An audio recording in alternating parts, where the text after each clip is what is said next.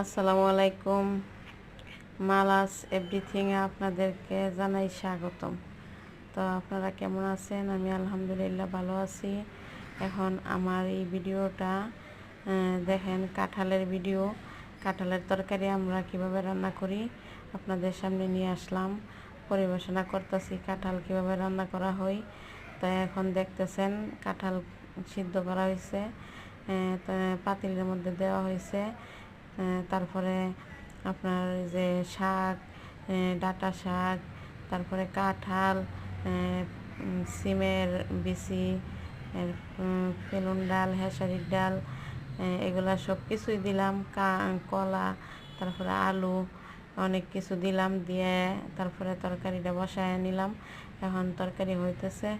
তো আপনারা যাই হোক আমার ভিডিও দেখবেন, আর আমার ভিডিও যদি ভালো লাগে তাহলে আপনাদের কাছে সাবস্ক্রাইব করবেন এবং একটা কমেন্ট করবেন, একটা শেয়ার করবেন, লাইক করবেন, আর আমার পাশে থাকবেন। আমিও আপনাদের পাশে আছি আলহামদুলিল্লাহ। আল্লাহ হাফেজ। ভালো।